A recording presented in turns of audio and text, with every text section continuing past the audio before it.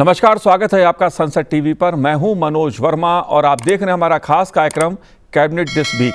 आज हम बात करेंगे प्रधानमंत्री विद्या लक्ष्मी योजना की।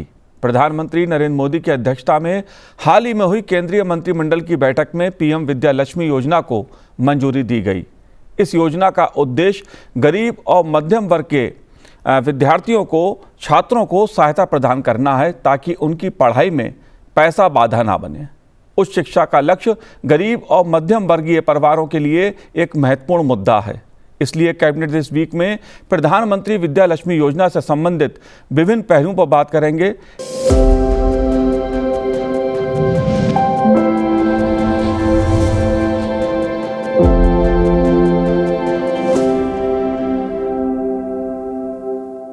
हमारे साथ इस समय स्टूडियो मौजूद है भारत सरकार के उच्च शिक्षा विभाग के संयुक्त सचिव पीके बनर्जी जी। बनर्जी जी, आपका स्वागत है संसद टीवी पर। और शुरुआत मैं आपसे करूंगा क्योंकि ये मुद्दा बेहद महत्वपूर्ण है, शिक्षा से जुड़ा है, उच्च शिक्षा से जुड़ा हुआ मुद्दा है, गरीब और आर्थिक दृष्टि से कमज़ोर जो छात्र हैं उनसे जुड़ा हुआ है। पीएम विद्या लक्ष्मी योजना क्या है, इसका उद्देश्य क्या है और इसका लाभ किसको मिलेगा?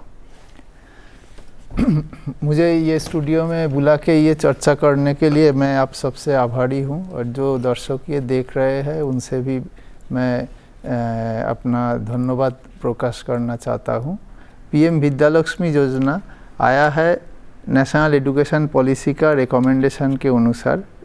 नेशनल एजुकेशन पॉलिसी में एक मेजर रिकमेंडेशन ये था कि कोई भी छात्र अगर उच्च शिक्षा करना चाहते हैं, वो पब्लिक या प्राइवेट कोई भी हायर एजुकेशन इंस्टीट्यूशन में, उसको फाइनेंशियल असिस्टेंस दिया जाएगा।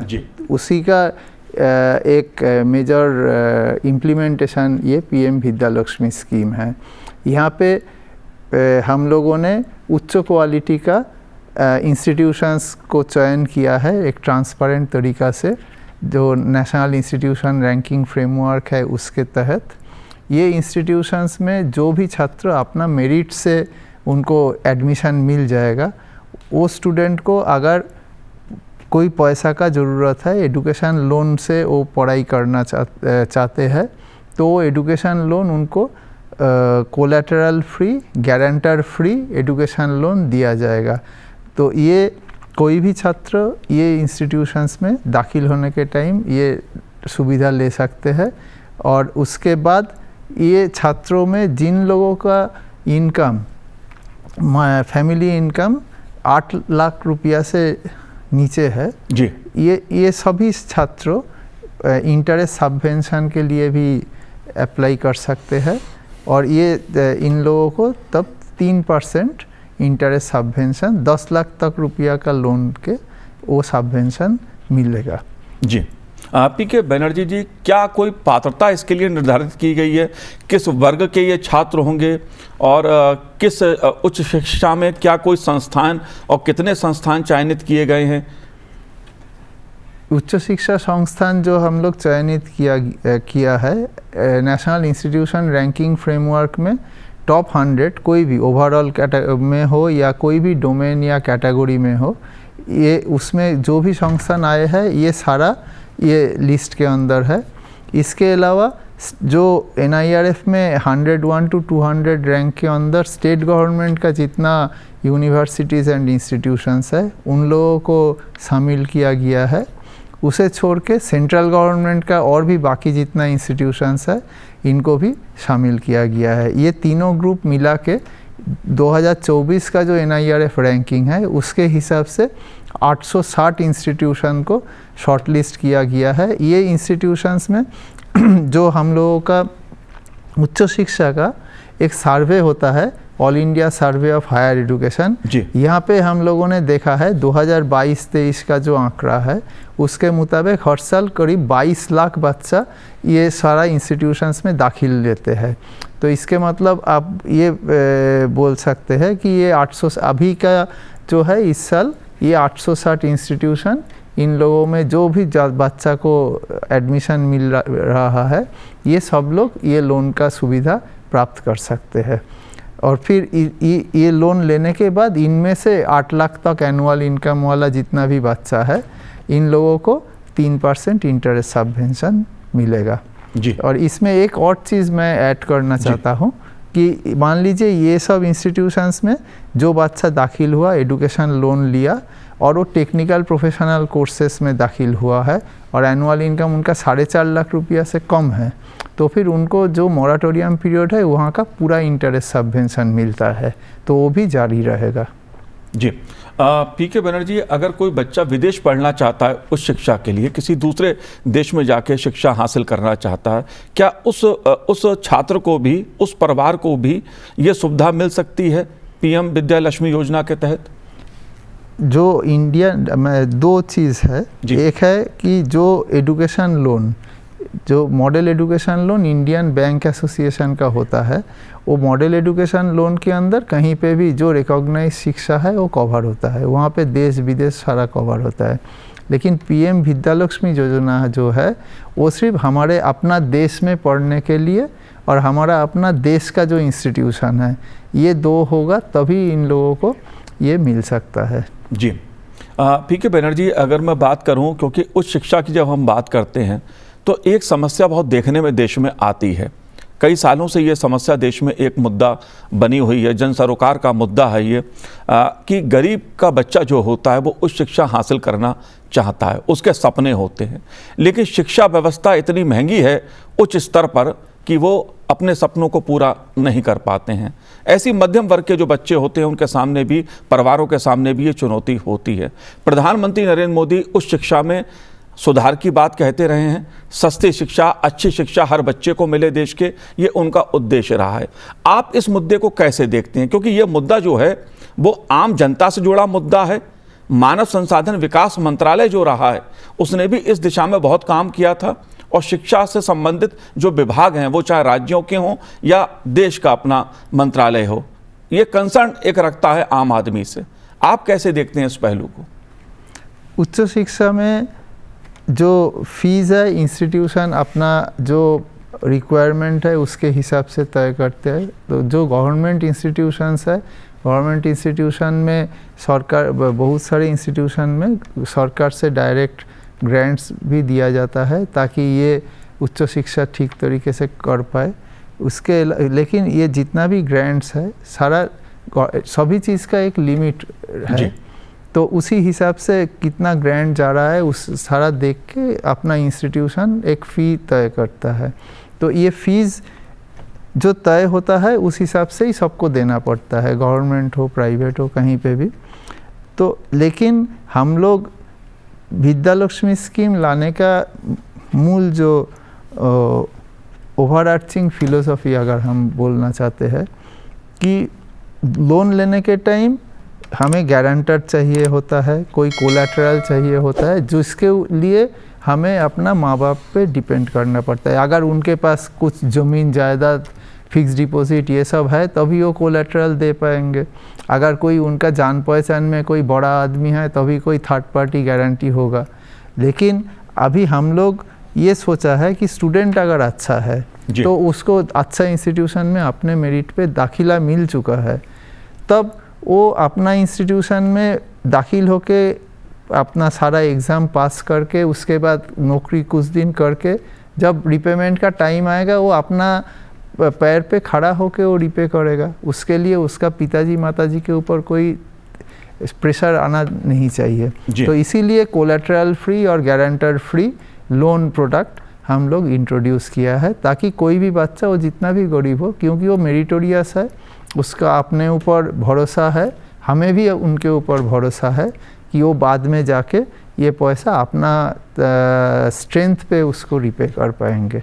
तो यही ये स्कीम का मेजर टर्निंग पॉइंट हम लोग अगर बोलेंगे तो ये एक यही इसका अंदर का बात है। जी। पीके बनर्जी जी, एक सवाल और बहुत बड़ा उठता है कि ये ठीक है कि जो गरीब हैं या 8 लाख सालाना पारिवारिक आय वाले छात्र हैं उनको पीएम विद्या लक्ष्मी योजना के तहत 10 लाख रुपए तक का लोन केवल 3% ब्याज दरों पर दिया जाएगा। इस तरह का कैबिनेट ने एक महत्वपूर्ण फैसला लिया जिसकी अध्यक्षता प्रधानमंत्री नरेंद्र मोदी जी ने की। लेकिन जिसकी आय, परिवार की आय 8 लाख से अधिक है, उनके लिए क्या सुविधा है? वो किस तरह से लोन ले सकते हैं या किसी प्रकार की उनको छूट मिलेगी? उनके लिए क्या ऑप्शंस है? 8 लाख के ऊपर ये वाला 860 जो उसको हम लोग क्वालिटी हायर एजुकेशन इंस्टीट्यूशन बोल रहे हैं, यहाँ पे जो भी स्टूडेंट को दाखिला मिलेगा, वो स्टूडेंट अगर एजुकेशन लोन लेके अपना पढ़ाई करना चाहते हैं तो उनका collateral free, guarantee free loan मिलेगा। तो इसलिए मान लीजिए किसी का इनकम 10 लाख हो, 11 लाख हो एनुअल इनकम, तो भी उनको भी ये collateral free, guarantor free loan उपलब्ध होगा। तो ये इसलिए इन लोगों के लिए भी पहले ये विद्या लक्ष्मी स्कीम आने से पहले इन लोगों को भी कोलैटरल, गारंटर ये सब का ज़रूरत होता, अभी उनको ज़रूरत नहीं पड़ेगा। ये तो एक बड़ा सा सुविधा है ये स्कीम का। तो यही मैं बोलना चाहूँगा। जी, उच्च शिक्षा की अगर हम बात करें तो किस प्रकार के ये जो लोन होगा, तकनीकी शिक्षा हो या और किसी प्रकार की जो शिक्षा हासिल करना चाहते हैं छात्र, सभी तरह के लिए ये लोन ले सकते हैं?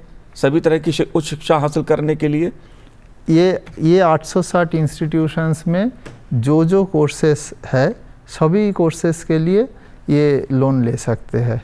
वो टेक्निकल एजुकेशन के लिए भी ले सकते हैं, उनका जो जनरल कोर्सेस है, साइंस, आर्ट्स, कॉमर्स, ये सब के लिए भी ले सकते हैं। जी, पीके बनर्जी साहब, अगर मैं बात करूं पीएम विद्या लक्ष्मी योजना की, उसके तहत देश के शीर्ष गुणवत्ता वाले उच्च शिक्षण संस्थानों पर इस योजना को लागू किया जा रहा है। जैसे आपने बताया कि लगभग 800 के करीब ये संस्थान हैं। इनका चयन मान लीजिए हर साल करेंगे या इसमें किसी प्रकार का बदलाव होता रहेगा, या निश्चित रूप से ये चुन लिए गए एक बार तो इन्हीं पर ही चुनना पड़ेगा छात्रों को, या हर साल रिव्यू किया जाएगा ऐसे शिक्षण संस्थानों का? जो नेशनल इंस्टीट्यूशन रैंकिंग फ्रेमवर्क है, इसके हिसाब से जो रैंकिंग निकलता है ये हर साल निकलता है। एजुकेशन इंस्टीट्यूशन अपना लेटेस्ट परफॉर्मेंस देके वहाँ पे अप्लाई करते हैं, फिर एक्सपर्ट्स लोगों ने इसका इवेलुएट करके रैंकिंग निकालते हैं। तो ये रैंकिंग हर साल निकालने के बाद हम लेटेस्ट रैंकिंग लेंगे। वो रैंकिंग के हिसाब से टॉप 100 में जो इंस्टीट्यूशंस आए हैं वो इंस्टीट्यूशन को चयन किया जाएगा। स्टेट गवर्नमेंट्स में भी जो 200 तक आए हैं वो सारा आ जाएंगे। उस टाइम में सेंट्रल गवर्नमेंट का जितना इंस्टीट्यूशंस होंगे वो सारा आएंगे। तो इसके मतलब ये जो 860 का नंबर हम बोल रहे हैं, ये NIRF 2024 का जो रैंकिंग है उसके हिसाब से, और अभी जो all India survey of higher education है उसमें जितना भी इंस्टीट्यूशंस का रजिस्ट्रेशन है, ये दोनों मिला के हम लोग ये बनाए हैं। तो अगला साल 2025 के लिए जब हम देखेंगे तो उस टाइम भी जब NIRF 2025 रैंकिंग आएगा, उस टाइम का जो AISHE का रजिस्टर्ड इंस्टीट्यूशंस होंगे, ये दोनों देख के ही हम नेक्स्ट ईयर का लिस्ट बनाएंगे। इसके मतलब हर साल लिस्ट अपडेट होता जाएगा। लेकिन इसके साथ एक सवाल और हम ये सोच सकते हैं कि मान लीजिए इस साल कोई बच्चा को मिल गया, तो सारा लोन तो एजुकेशन लोन इकट्ठा नहीं दिया जाता है। तो वो जैसे जैसे हर साल इंस्टीट्यूट डिमांड करते हैं उसी हिसाब से उनके पास पैसा मिलता है। तो यहाँ पे भी अगर बच्चा को एक बार सिलेक्शन हो गया है, उसके बाद उसका वो इंस्टीट्यूशन बाद में उसका NIRF रैंकिंग अगर थोड़ा ख़राब भी हो गया तो भी ये बच्चा का जो बेनिफिट है इसमें कोई आँच नहीं आएगा, उनको बेनिफिट मिलता जाएगा।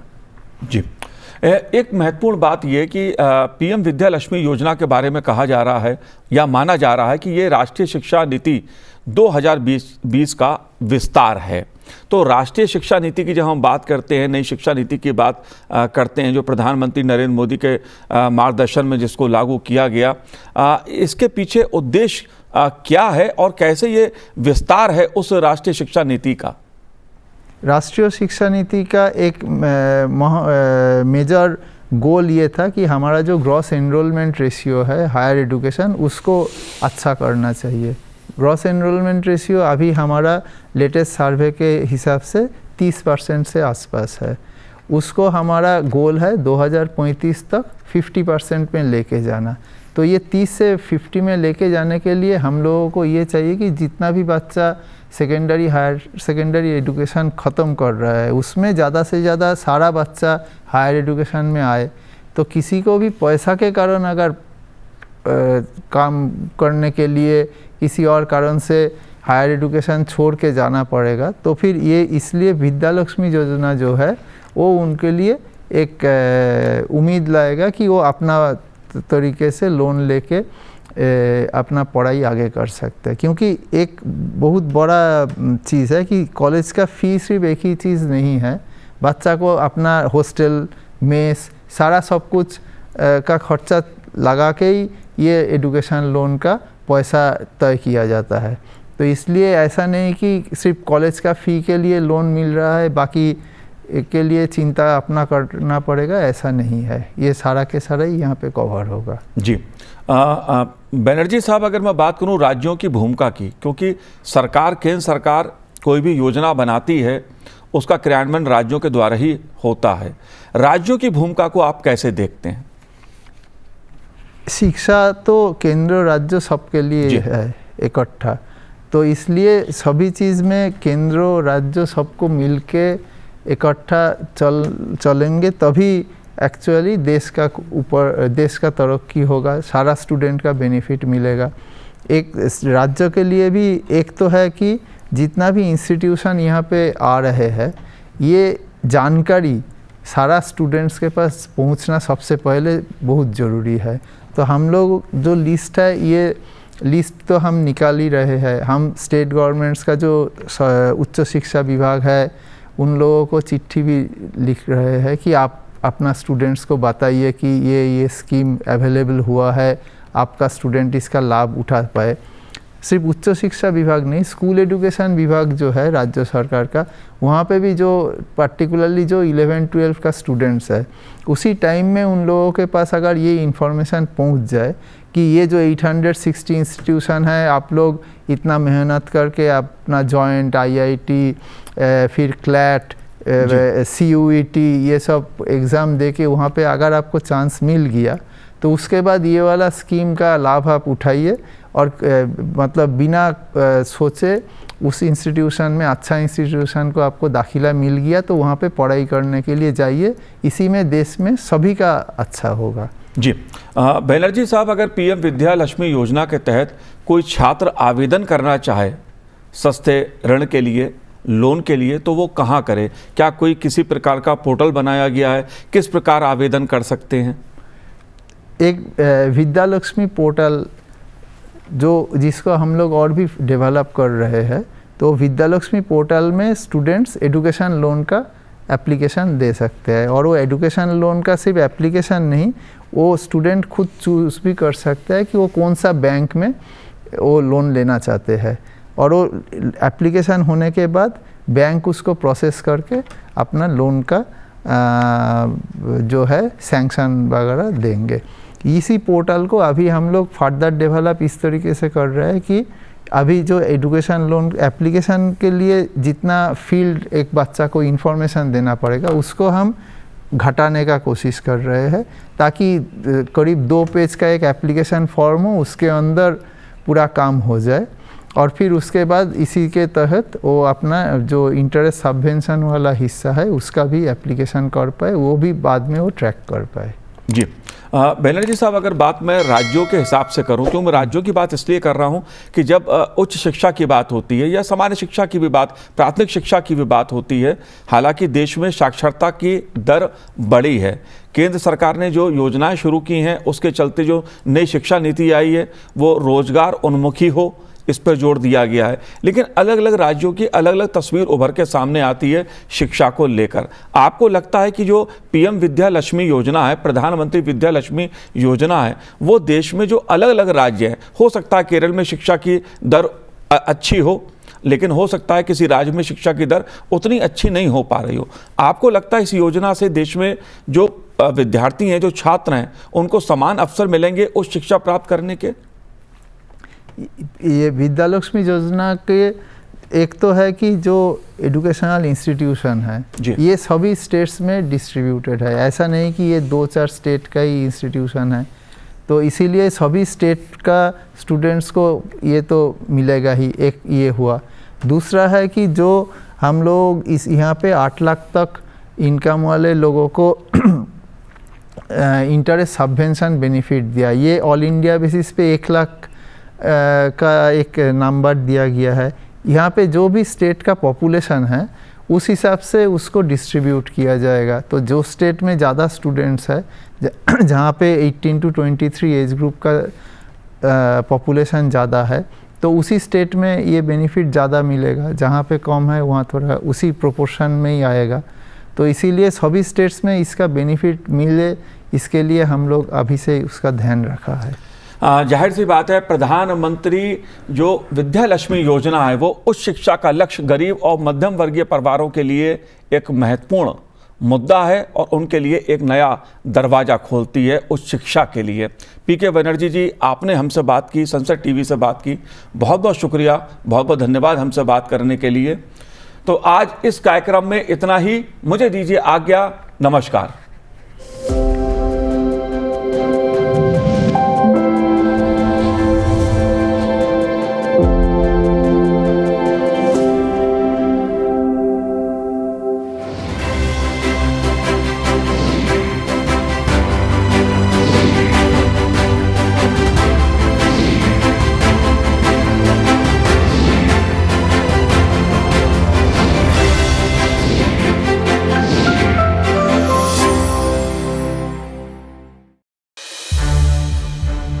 संसद टीवी के और भी प्रोग्राम्स देखने के लिए सब्सक्राइब करें हमारा YouTube चैनल और हाँ, इन्हें लाइक और शेयर करना ना भूलें।